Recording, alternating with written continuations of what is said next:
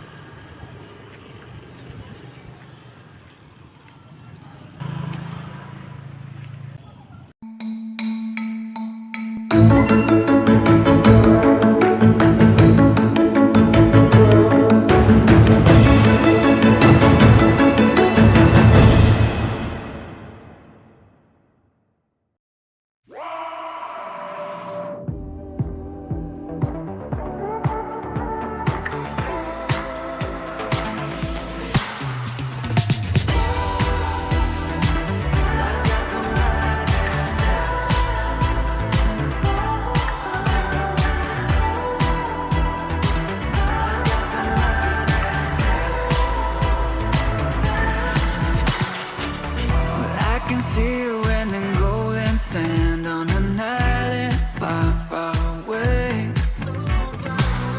Midas touch, I'm the magic man. Follow me and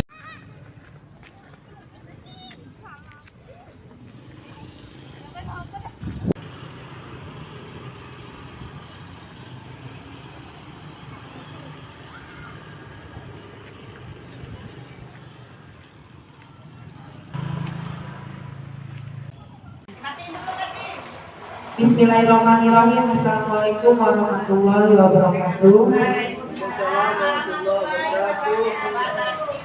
Takbir.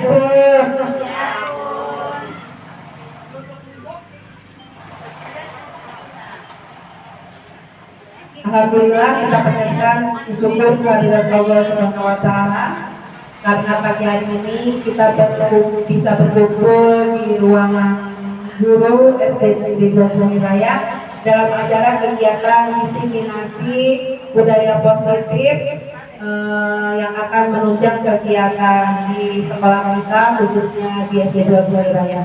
Baiklah, untuk mempersingkat waktu, acara akan saya mulai. Susunan acara kita: pertama pembukaan, kedua sambutan kepala sekolah, yang ketiga penerapan atau penjelasan budaya positif oleh Ibu Rani sebagai CGP angkatan 10 di SD Negeri 2 Sumiraya.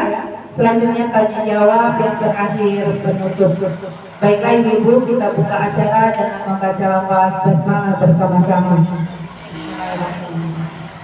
Meningkat acara kedua yaitu sambutan. Alhamdulillah kepala sekolah kita ada di tengah-tengah kita.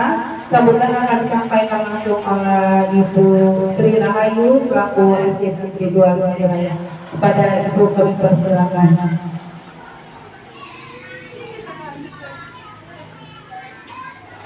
Bismillahirrahmanirrahim.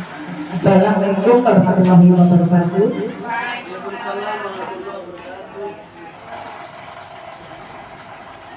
Pertama, saya ucapkan terima kasih pada pembawa acara, kepada Bapak Hasbi yang saya hormati, Bapak Ibu guru yang saya hormati, kepada CGP guru penggerak, pada Ibu Rani yang sangat saya banggakan, dan ini alhamdulillah ada tamu dari guru yang mengadakan praktek. Terima kasih atas kehadirannya. Pertama, kita panjatkan puji syukur kepada Allah Subhanahu wa taala yang mana pada pagi hari ini alhamdulillah semua diberi kesehatan sehingga kita semua dapat melaksanakan aktivitas tugas kita yang selalu kita laksanakan setiap harinya. Bapak Ibu yang saya hormati serta Ibu Rani sebagai narasumber yang nanti akan menyampaikan berbagai praktek positif yang sudah didapatkan dari mengikuti calon guru penggerak. Itu ilmu yang didapat kita tularkan kepada kita semua. Mudah-mudahan ilmu yang disampaikan oleh Ibu Rani nanti kita dapat menerima dan semua Bapak Ibu dan guru akan bisa menerapkan di sekolah kita khususnya dan pada anak-anak didik khususnya. Nah, Bapak Ibu, ini adalah CGP angkatan ke-10. Ini sudah ada lagi pendaftaran CGP angkatan 11 dan 12. Jadi Bapak Ibu yang belum mengikuti, mari semangat untuk selalu mengikuti program pemerintah ini, terutama ini yang masih jangka pensiunnya masih lama. Itu karena suatu saat aturan itu juga akan mengena pada Bapak Ibu semua, makanya program-program ini tolong diikuti supaya kita benar-benar menjadi guru yang diharapkan oleh pemerintah. Jadi ini alhamdulillah guru penggerak kita yang pertama adalah Bu Ia, sudah merupakan bangga bagi kita. Yang kedua Ibu Masito, ini juga alhamdulillah walaupun P3 kan sudah semangat dan telah menyelesaikan dari 6 bulan yang lalu dengan susah payah, jerih payah, dengan kekuatan yang memang benar-benar disiapkan mental, baik fisik, kesehatan maupun materialnya, dan alhamdulillah sudah selesai. Dan ini dilaksanakan juga diikuti oleh guru honorer. Ini adalah suatu kebanggaan. Jadi ini yang PNS, kalau ini semua itu yang ikuti adalah baru guru P3K. Ini saya harapkan PNS-nya juga mengikuti. Ayo kita berubah untuk kemajuan sekolah kita. Karena guru penggerak ini adalah sekarang yang dikumpulkan, yang sudah merupakan istilahnya diakui oleh pemerintah, yang menjadi pemimpin. Itu banyak diambil dari guru penggerak, terutama diprioritaskan adalah PNS yang sudah jadi guru penggerak. Kalau PNS yang sudah habis, baru diambil dari P3K yang sudah mengikuti guru penggerak.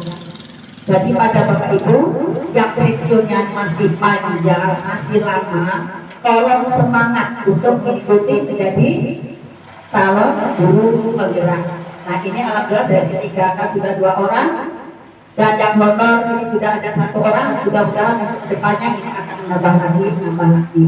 Saya rasa itu yang perlu saya sampaikan. Semangat pada Bu Rani.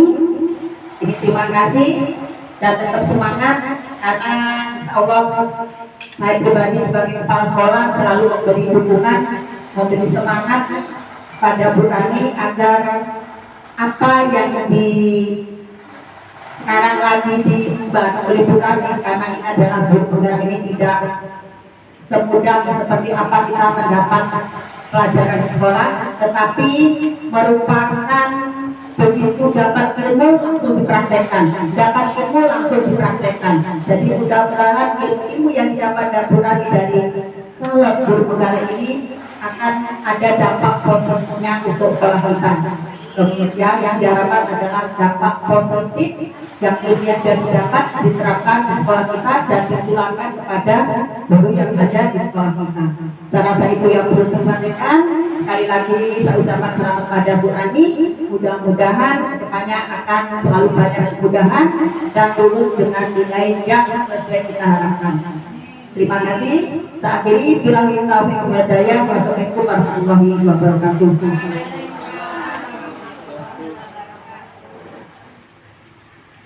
Demikian sambutan dari Ibu Sri Rahayu selaku Kepala Sekolah SD Negeri 2 Sumuli Raya. Selanjutnya untuk memulai kegiatan diseminasi budaya positif yang akan diterapkan di SD kita, Kita mulai diawali dengan semuanya doa. Semoga apa yang pembelajaran yang diberikan oleh guru penggerak kita, Ibu Ramli, bisa berjalan dan bisa bermanfaat untuk kita semua. Dan hal ini doa saya mohon meminta untuk diimami oleh Bapak Hasbi Yasidiki MHG. Kepada Bapak Hasbi, kami persilakan.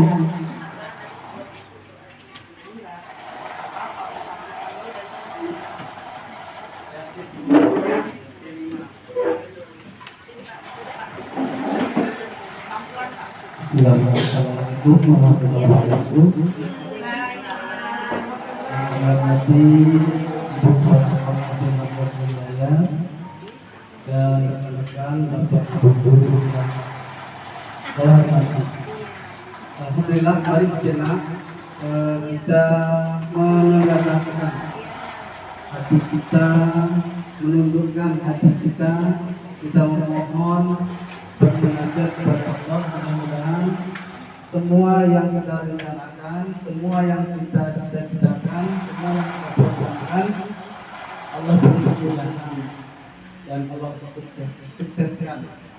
Untuk itu, mari kita memohon berdoa kepada Allah. Insyaallah saya akan pimpin. Kita awali dengan Bismillahirrahmanirrahim. Bismillahirrahmanirrahim. Syakirin hamdan na'amin hamdan yadini ma'amahu wa ibrahim majidah. Ya Rabbana lakal hamdu kama yanbaghi li jalali karim wa alim sultanik. Allahumma shalli ala Muhammad salatan tanjina biha min jami'il ahwali wal afat taqdi lana biha min hajat wa tutahhiruna biha min sayyi'at wa tanfa'una biha min darajat wa tubayyiruna biha min khairat fil hayat wa ba'dal mamat. Allahumma ighfir lana wa liwalidayna warhamhuma kama rabbayana shighara. Allahumma ighfir lil mu'minina wal mu'minat wal muslimin wal muslimat al ahya'i minhum wal amwat innaka sami'un qaribun mujibud da'wat wa ya qadiyal hajat.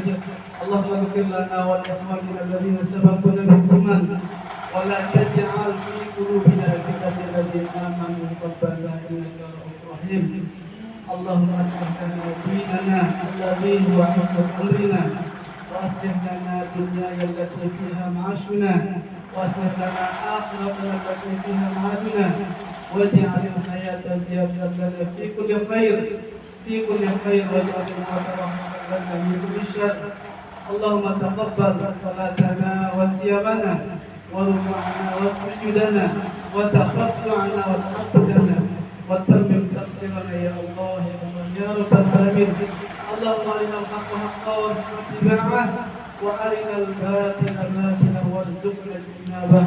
Rabbana atina fid dunya hasanah wa fil akhirati hasanah wa qina adzabannar wa qina adzabannar. Hadza du'auna kama amartana fastajib lana kama wa'adtana innaka la tukhliful mi'ad. Subhana rabbika rabbil izzati amma yasifun wa salamun alal mursalin walhamdulillahi rabbil alamin. Semoga doa kita dikabulkan. Itu saja. Assalamualaikum warahmatullahi wabarakatuh.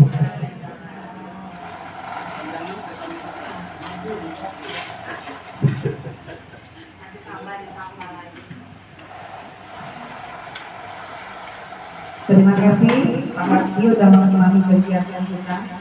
Selanjutnya kita memasuki acara ini, penerapan kombinasi budaya positif oleh kalangan guru penggerak dari SD Negeri 2 Wilayah. Kepada Ibu Rania kami persilakan.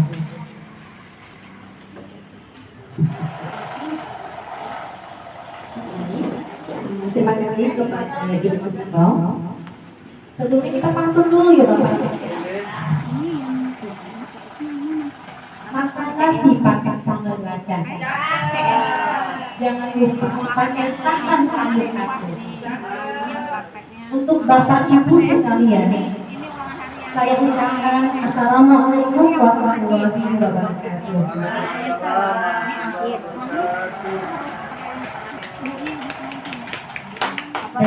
Terima kasih banyak Ibu. Yang terhormat Ibu Kepala Sekolah SD 2 SD Negeri 2 Semiraya, Sri Rahayu SPD, dan juga kepada ibu bapak yang hadir di sini yang berbahagia.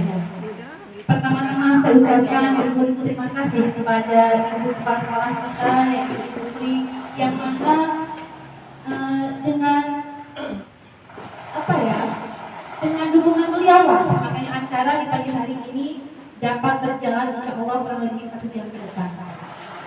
Dan tak lupa pula saya ucapkan terima kasih banyak kepada Bapak Ibu yang telah menyempatkan waktunya di pagi hari ini dalam undangan saya untuk menghadiri rancangan kegiatan destinasi modul 1.4 mengenai budaya positif, yang mana kita sama-sama tahu kita dalam kondisi yang sama-sama tengah kesibukan ya Bapak Ibu, karena saya tahu sendiri Bapak Ibu sedang menyiapkan rapor untuk kenaikan kelas, itu juga masih dalam semester ya, dan pengerjaan PMM tentunya. Nah di sini saya minta maaf sebelum Bapak Ibu. Jadi tujuan saya di sini mengadakan kegiatan diseminasi atau sosialisasi modul 1.4 mengenai budaya positif. Yang pertama, saya ingin di sini memang sebagai tugas kami untuk memberikan aksi nyata di sekolah masing-masing. Yang kedua, di sini saya ingin berbagi ilmu yang saya dapatkan pada pendidikan guru penggerak, di mana apabila ilmu itu hanya kita simpan saja, maka tidak akan bermanfaat. Jadi alangkah baiknya walaupun cuma sedikit, masih sedikit kita berbagi untuk mendapatkan manfaat bersama. Kemudian yang ketiga, tujuan saya mengadakan kegiatan ini yaitu saya ingin bekerja sama dengan ibu bapak sekalian tentang budaya positif. Yang mana budaya positif itu selalu kita lihatkan, selalu kita laksanakan di sekolahan. Jadi di sini saya ingin kita sama-sama berkolaborasi meningkatkan lagi budaya positif untuk sekolah kita lebih baik lagi ke depannya. Sebelumnya di sini saya minta maaf Bapak dan Ibu, saya berdiri di sini bukan berarti saya yang merasa pintar, saya merasa ilmu saya mungkin lebih dari Bapak dan Ibu. Karena jujur kalau misalnya kita melihat terbang Bapak Ibu, saya masih di bawah Bapak Ibu. Tetapi berbagi ilmu itu tidak harus menunggu dulu. Ilmu itu harus ada penilaian tertentu. Tetapi di sini kita sama-sama belajar, kita sama-sama berbagi apa yang saya dapatkan. Mungkin dapat saya perlukan kepada rekan guru ini. Jadi di sini intinya kita sama-sama sharing ya Bapak Ibu ya. Tidak ada yang saling menggurui, kita sama-sama berbagi. Nah, di sini sebelum kita masuk ke modul budaya positif, maaf sebelumnya ini karena proyektor kita sedang bermasalah, jadi kita tidak bisa menampilkan. Sudah dicoba, cuma mungkin layarnya itu tidak bisa. Jadi kalau mungkin itu sudah saya share di grup PDF-nya Bapak Ibu ya, bisa dipelajari masing-masing. Mungkin di sini saya bisa menampilkan ke depan, jadi bisa Ibu lihat di HP masing-masing. Jadi di sini sebelum kita ke budaya positif, kita harus tahu dulu tujuan pendidikan itu apa. Jadi di sini menurut Kinerja Dewan Tanah, tujuan pendidikan adalah menuntun segala kodrat yang ada pada anak-anak agar mereka dapat mencapai keselamatan dan kebahagiaan yang setinggi-tingginya, baik sebagai manusia maupun sebagai anggota masyarakat. Oleh sebab itu, pendidikan itu hanya dapat menuntun tumbuh dan menjaga kekuatan kodrat yang ada pada anak-anak agar dapat memperbaiki lakunya, bukan dasarnya hidup dan tumbuh kekuatan kodrat anak itu sendiri. Jadi di sini kita menekankan dari kata menuntun. Kalau menurut Bapak dan Ibu, menuntun itu seperti apa? Mengarahkan. Masuk ada yang lain Pak? Menuntun.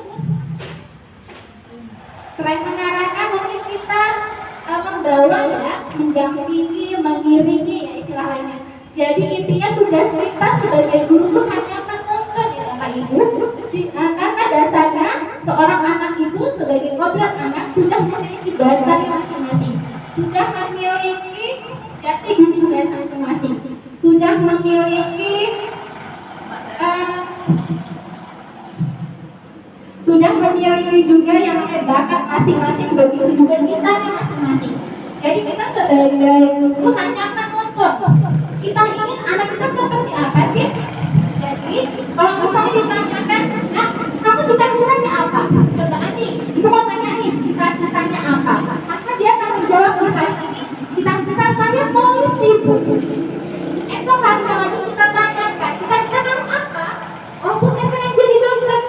Nah, namanya anak-anak pasti sudah memiliki cita-cita, tetapi mungkin masih mengikuti arus mana yang dia dengar, temannya banyak yang ingin kemana itu yang diucapkan. Jadi kita ingin anak kita seperti dokter yang seperti apa sih?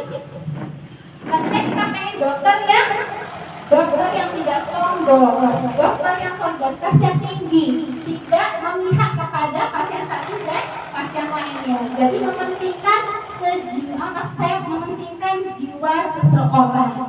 Ya. Jadi di sini tugas kita menuntut bagaimana agar anak kita ini memiliki pikiran dan apa ya, karena apa yang kita berikan sekarang dan ini itu akan melekat Bapak Ibu sampai dia tua nanti. Karakter seseorang itu bila diarahkan insya Allah akan baik. Dan di sini juga Ki Hajar Dewantara itu mengatakan bahwa menyatakan kalau pendidikan diutamakan sebagai lahan pertanian, di mana lahan itu diibaratkan sekolahan, sedangkan anak murid itu diibaratkan benih atau bibit yang akan kita tanam, akan kita didik, begitu ya. Kemudian juga petani diibaratkan sebagai kita seorang pendidik. Jadi bagaimana cara kita mendidik anak itu diibaratkan seperti lahan pertanian. Pakai gini Bapak Ibu, misalnya lahan itu sudah subur, sudah baik, benih yang ditanam benih yang unggul, tetapi petani ini tidak merawat dengan baik, maka hasilnya bagaimana tanaman ini? Ada dua kemungkinan ya Bapak Ibu, yang pertama bisa mati ataupun yang kedua bisa tumbuh tapi tidak sesuai dengan keinginan kita.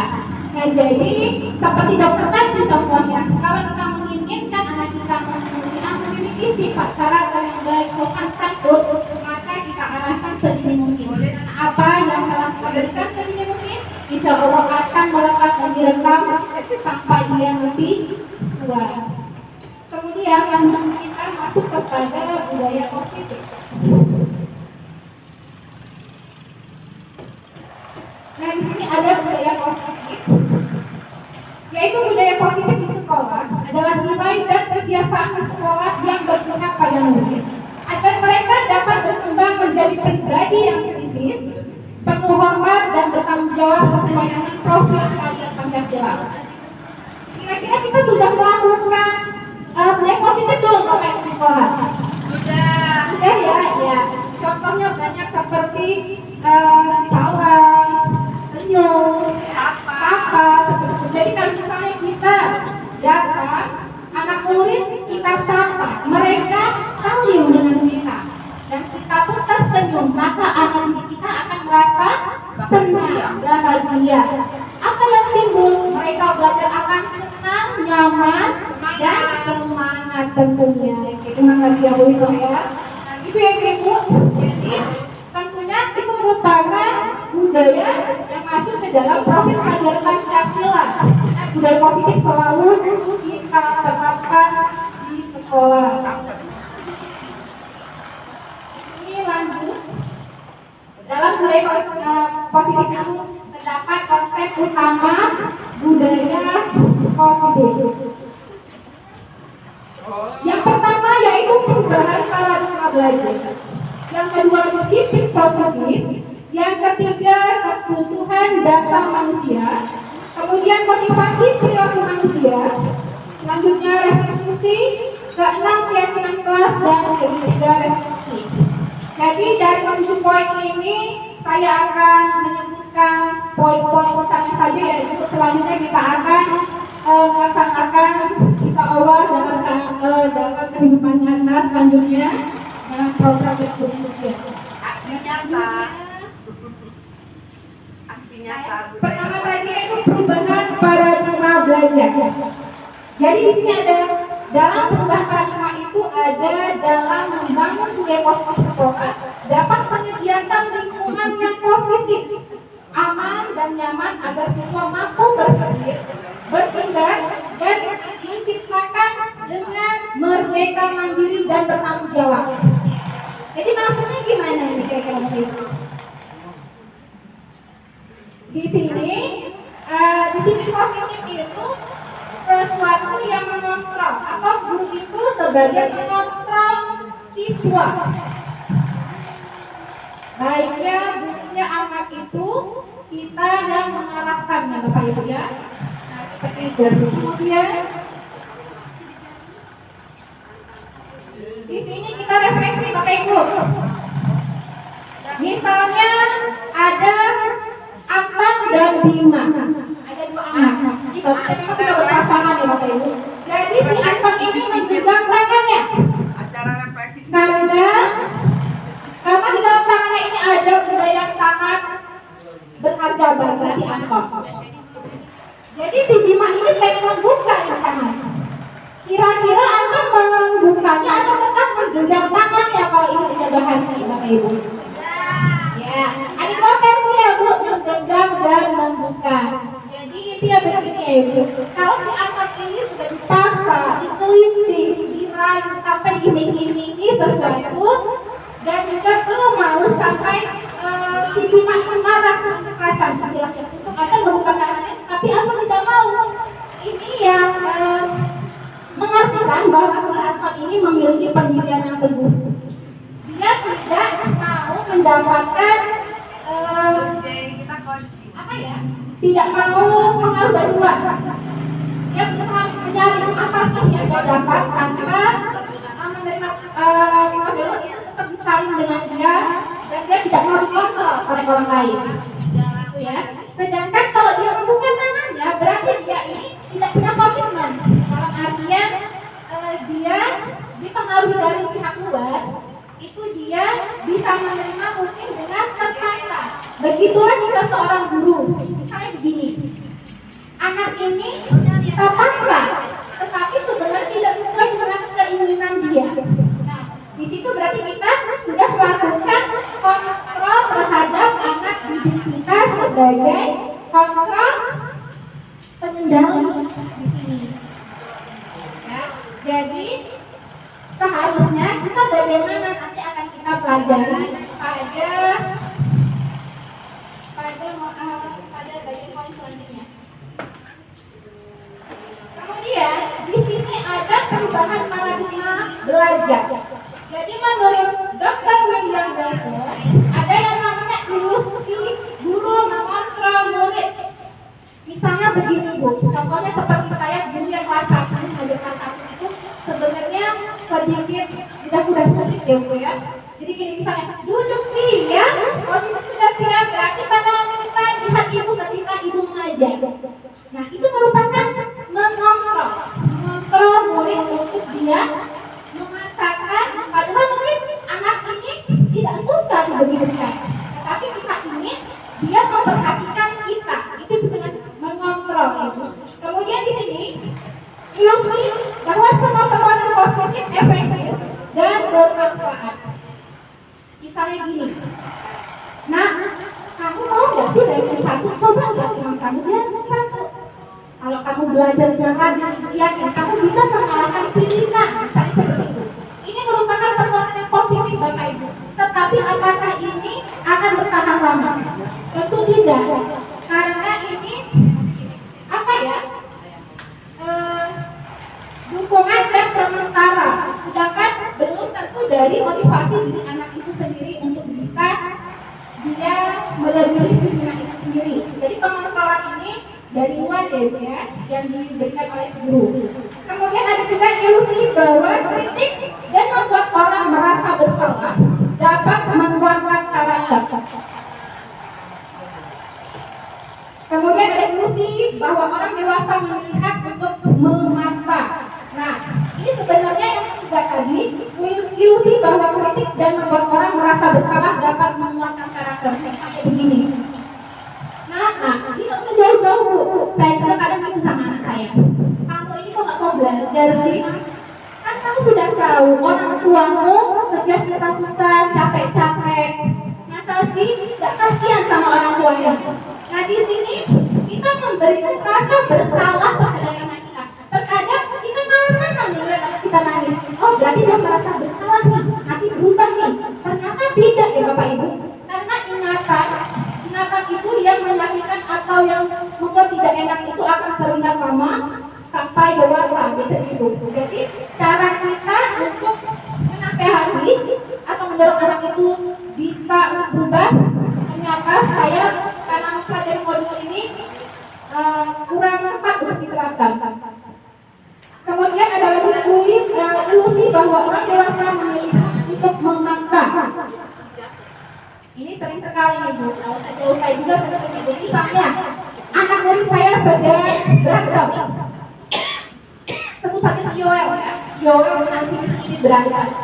Yang satunya nangis, yang satunya masih seperti marah. Amarahnya seperti tidak bisa dipendam. Lalu saya memaksa, ayo siapa? Tadi bagaimana kejadiannya? Ini Bu. Langsung ibu sudah selesai. Udah. Coba Rizky minta maaf sama Yoel. Gak mau Bu, yang salah Yoel. Sekarang Rizky minta maaf sama Yoel. Yoel minta maaf sama Rizky. Nah, di sini memiliki saya sebagai guru memiliki hak memaksa anak saya. Karena apa? Anak murid ini belum tentu dia ikhlas. Loh Bu, saya anak ini masih belum loh. Saya masih marah kok belum maafkan. Kan begitu ya. Jadi maksud dari Dr. William Gleiser ini adalah seorang guru atau orang dewasa itu lebih memiliki sifat memaksa. Baik, di sini selanjutnya ada poin disiplin positif. Di mana dengan kata positif atau disiplin, sebenarnya disiplin ini berasal dari bahasa Latin Bapak Ibu yang artinya belajar.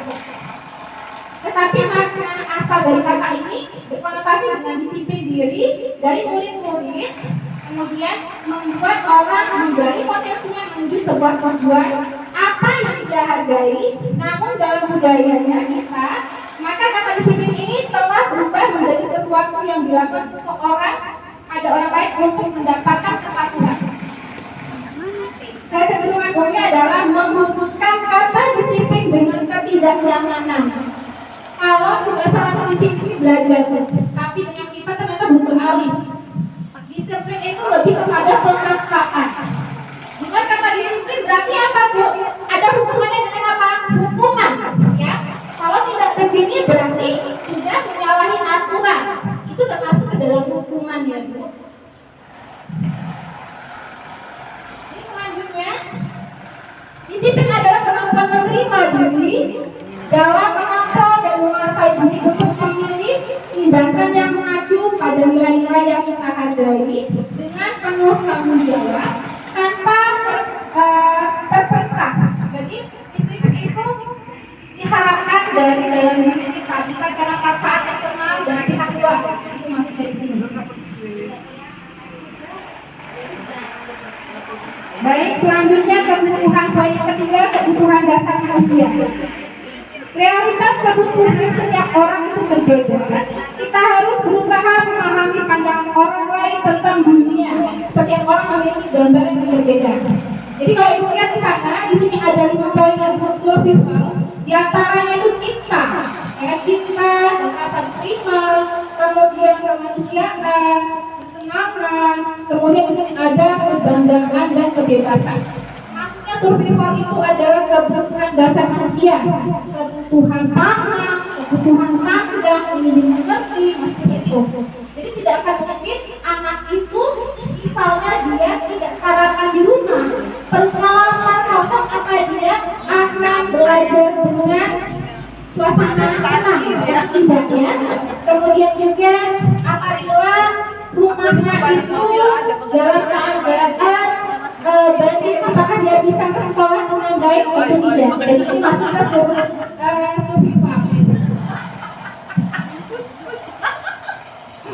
Selanjutnya di sini ada cinta dan kasih kasih sayang dan rasa diterima. Terkadang anak-anak itu nakal itu bukan karena dia memang nakal ya gitu. Karena setelah dipelajari mereka itu ingin rasa dikasih, diterima. Jadi cari-cari perhatian. Contohnya begitu ya. Misalnya jangan kita kalau misalnya saya begini nanti itu selalu dari saya nih. Nah gitu. Jadi itu yang sama saya tapi ternyata menurut mereka belum baik untuk kita. Kemudian juga ada rasa kesenangan. Jadi kodratnya anak itu sudah bermain Bapak Ibu, apalagi kelas bawah. Di masa-masa ini mereka ingin merasakan rasa kesenangan, kebebasan. Tetapi di mana semua itu harus jelas dikontrol kita seorang guru. Makanya bila kita sudah masuk ke PNM, di sana ada yang diferensiasi. Di mana di sana itu kita tidak memaksakan, tetapi anak-anak memilih bagaimana pelajaran dan bagaimana apa yang dia inginkan di sana, tetapi sebetulnya masih tetap bertuju di materi atau konten yang diinginkan, gitu ya. Oke, selanjutnya di sini ada kasus itu. Tadi kasusnya itu saya kasih namanya Ibu Ria, tetapi nanti nama Ibu Ria di sini ya saya ganti jadi Ibu Rina. Jadi Ibu Rina ini dulu kelas 6 di sekolah ya, sekolah yang itu SD Permai sedang bingung yang menghadapi salah satu guru di kelasnya yang bernama Agus. Jadi si Agus ini ibu ini sering sekali mendapat laporan dari beberapa anak. Katanya Agus ini sering sekali loh meminta berhadapan saya, kata dia begitu. Kemudian bagaimana ya solusinya untuk menghadapi si Agus? Kalau saya Bu jujur, kadang saya langsung tanya, Agus kenapa kamu minta berhadapan temannya? Kenapa kamu gak udah cuma aja? Kan kemana juga apa? Nah, seperti itu ya. Kalau saya selama ini mungkin begitu Ibu. Ternyata setelah saya pelajari modul ini, sangat saya langsung menanyakan seperti itu. Jadi seharusnya kita harus tahu dulu nih Bapak Ibu, kenapa harus seperti itu? Ya, kemungkinan di sini jawaban ada 5 jawaban kemungkinan yang bisa kenapa harus seperti itu. Pertama, aku lapar, tetapi orang tuanya tidak masak di rumah, jadi dia belum sarapan. Seperti itu ya. Mungkin juga karena kurang perhatian. Padahal anaknya ini mau dong kalau saya makan, tapi ternyata orang tuanya ini tidak banyak memperhatikan.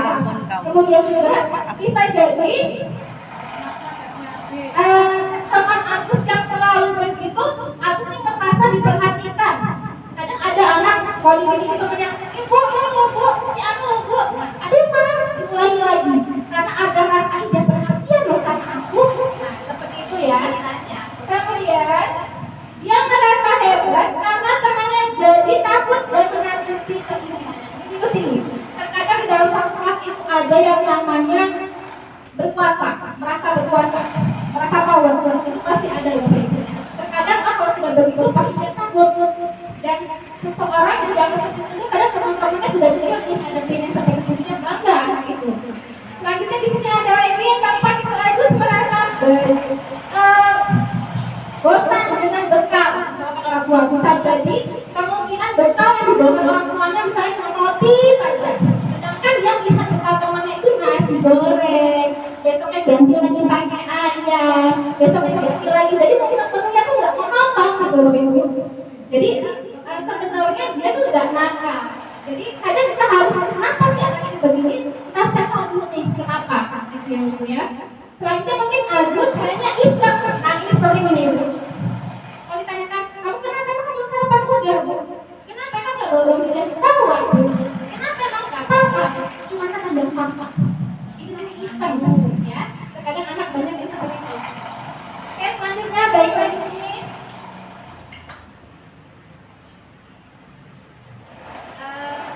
Tadi kita sudah membahas mengenai hukuman, bagaimana konsekuensi, mengontrol. Coba itu kalau saya misalnya tanya nih, contohnya pertanyaannya, lari mengelilingi lapangan basket 2 kali karena terlambat parkir. Ini kira-kira konsekuensi atau hukuman Bapak Ibu?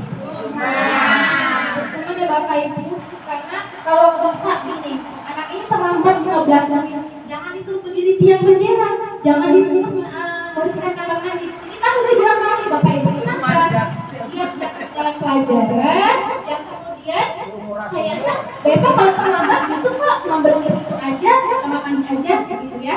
Yang seharusnya misalnya terlambat 15 menit, konsekuensinya kamu tetap masuk dan istirahat, teman istirahat, kamu selesaikan pelajaran tadi yang tertinggal. Ya, itu. Tapi memang jujur ya, untuk membenahi lebih baik lagi itu saya sendiri aja masih belum bisa ini Bapak Ibu. Oke, selanjutnya ada membersihkan coretan yang dibuat di meja tulis. Kira-kira hukuman atau konsekuensi Bapak Ibu ya? Disuruh membersihkan. Konsekuensi. Tentunya konsekuensi atau hukuman? Disuruh membersihkan.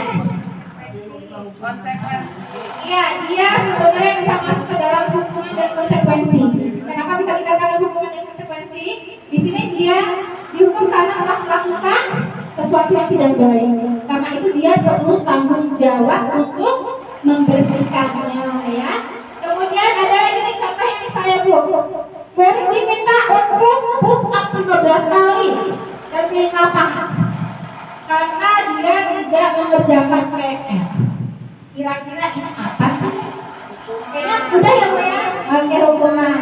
Alhamdulillah di sini ternyata garis besarnya kita sudah bisa mengikuti yaitu. Oke, di sini kita langsung saja ya Bu ya. Langsung kepada Anak muda keyakinan kelas. kemarin, ayo. Kadang kita suka bingung nih Bu, apa sih keyakinan kelas dengan apa yang sering sekali dikatakan kesepakatan kelas. Apa sih yang membedakan keyakinan dan kesepakatan itu? Hampir sama loh, kesepakatan dengan keyakinan itu. Beda tipis. Beda tipis. Seperti apa? Arti. Enggak ya? Jadi kalau misalnya dia keyakinan kelas itu berkaitan lebih ke pandangan guru. Pandangan guru tentang pembelajaran dan pengajarannya itu lebih ke keyakinan. Sedangkan kesepakatan kelas itu sendiri adalah berkaitan dengan norma-norma atau aturan. Jadi kesepakatan apa sih yang dilakukan antara guru dengan murid, misalnya dalam kesepakatan kelas membuang sampah di tempatnya. Jadi tolong kita hilangkan kata jangan, karena di situ tetap ada terkadang sugesti itu masih ya Bu ya, dengan kata jangan dengan membangun yang positif sedikit demi sedikit itu akan mengubah cara pandang dan sugesti anak itu tersebut. Jadi kalau kesepakatan itu lebih kepada Hasil musyawarah berkaitan kelas. dengan pandangan tentang pembelajarannya. Sedangkan kalau kesepakatan itu lebih kepada perjanjian kita lah ya dengan murid. Maunya bagaimana nih? Enaknya bagaimana nih? Itu. Nanti bisa kita jabarkan, misalnya apa begitu ya. Saya lihat memang tiap kelas sudah ada ya Bu ya tentang kesepakatan kelas. Jadi kesepakatan dan keyakinan itu berbeda tipis. Kalau keyakinan itu lebih kepada pembelajarannya. Tapi kalau misalnya dia kesepakatan lebih kepada tentang bagaimana sih yang akan dilakukan di kelas itu, gitu ya. Nah yang terakhir di sini, maaf ya Bu ya karena ada sedikit kendala di sana. Dimaafin. Dimaafkan ya Bu ya. Terima kasih. Di sini terakhir ada segitiga restitusi. Dalam segitiga restitusi itu terkadang masalah yang terjadi di atas tadi, di poin-poin yang sudah kita sebutkan itu bagaimana sih cara penyelesaiannya. Jadi kita harus bisa mengerti, kita pelajari dulu harusnya kalau anak ini begini ini bagaimana ya, perlu dijelaskan atau tidak ya. Kita cari solusinya, kita cari pendekatan, kemudian bagaimana akhirnya kita tahu untuk jalan keluar menyelesaikan masalah yang contohnya kita sudah di atas, misalnya kalau dia nakal begini mengganggu temannya harus bagaimana gitu. Jadi tidak harus harus begini, jangannya kita cari dulu kenapa ya, seperti tadi mungkin ada 5 perkiraan, mungkin seperti tadi si Anton yang jangan dibawa sarapan, atau itu yang masak, atau cuma iseng seperti itu Ibu ya. Mungkin ini masuk dalam penyelesaian segitiga restitusi itu sendiri. Karena memang waktu kita yang sebenarnya kurang ya Bu ya kalau penjabaran ini. Sebenarnya saya untuk modul ini aja, untuk modul di budaya positif ini saya belajar 2 minggu Ibu. Dan saya di sini diberi kesempatan hanya kurang lebih 1 jam. Sebenarnya masih banyak lagi dan saya masih banyak juga yang perlu saya pelajari di modul berikutnya. Saya minta mohon doanya.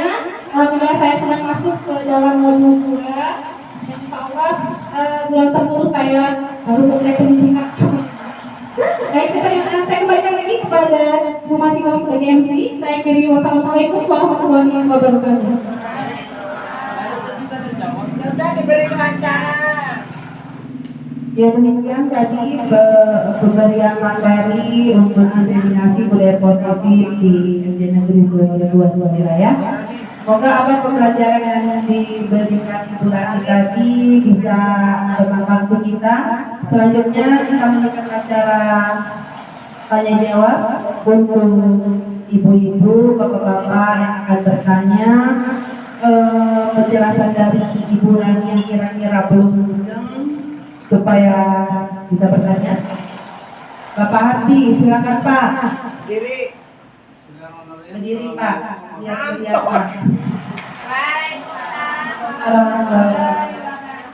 Tadi sangat menarik ya. Masalahnya yang saya dengar terakhir tadi penjelasan tentang kesepakatan dengan keyakinan kelas. Oh baru dengar saya keyakinan ini ya.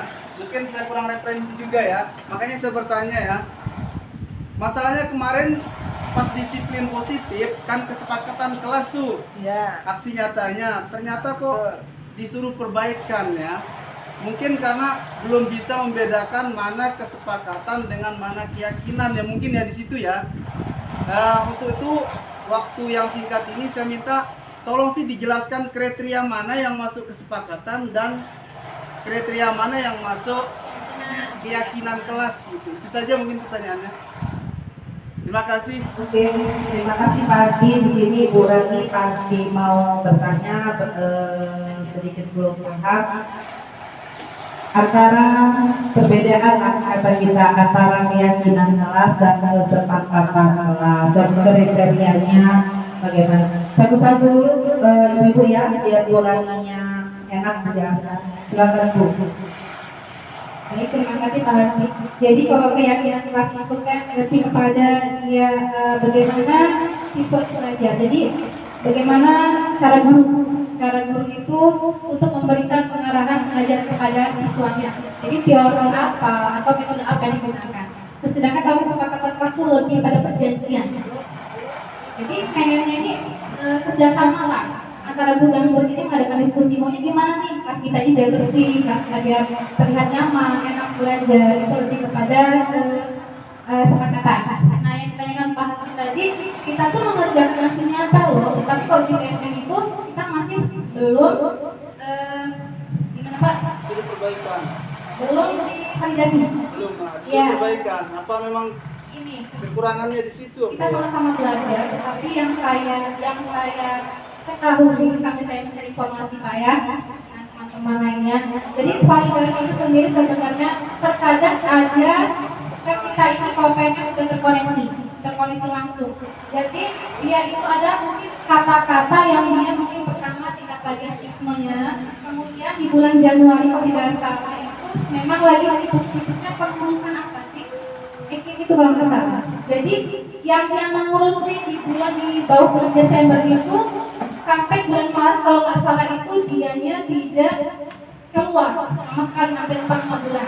Sedangkan saya melakukan nyata di PMM itu saya kerjakan di atas bulan November itu sertifikat saya keluar dalam 1 bulan di minggu ketiga di setiap hari Sabtu dan hari apa lupa saya itu. Dan juga kenapa tidak tervalidasi di sana itu sebenarnya kami juga bingung Pak untuk menjawabnya karena di sana kan kita ada tingkat banding. Jadi kira-kira kita sudah merasa sudah semua loh sudah saya sudah terapkan dokumentasi sudah, referensi sudah, lalu tujuannya sudah, kenapa masih tidak keluar? Bisa jadi nah ya, bisa jadi di sana mungkin effort ya Pak. Se-Indonesia ini kan ribuan orang. Jadi kita banyak saja di sana. Contohnya saya kemarin itu saya perbaiki yang ternyata. Yang saya pilih saya tidak memperbaiki, tapi yang saya pilih saya banding. Dan alhamdulillah mana tuh dalam banding saya kira-kira saya kok di bagian untuk memperbaikinya saya sudah.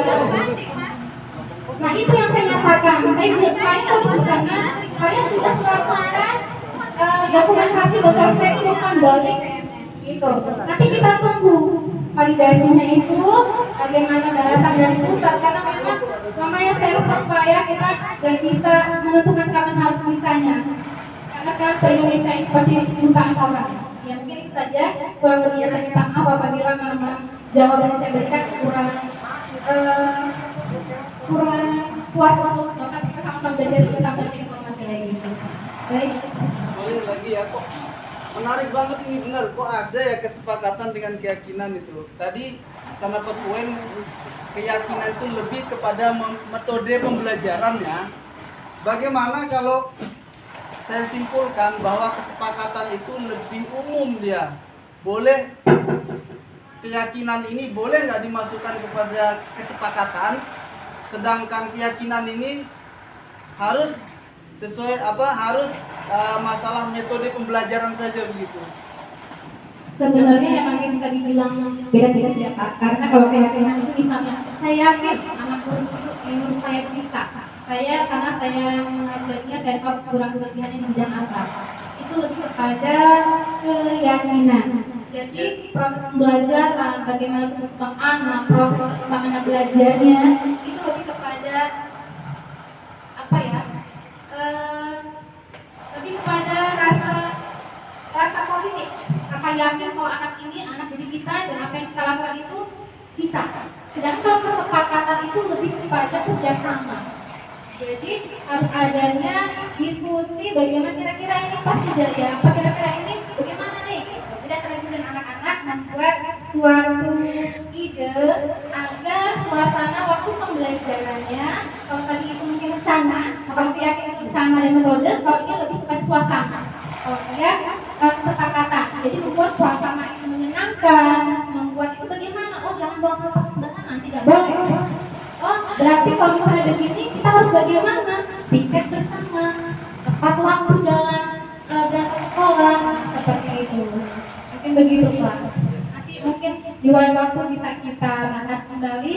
Saya minta maaf kalau ada kurangnya karena waktu yang memang membuat kita harus sampai di sini pertemuan kita. Terima kasih banyak kepada Bapak Ibu sekalian yang telah memberikan dukungan dan berpartisipasi untuk datang dan mengikuti undangan yang saya berikan.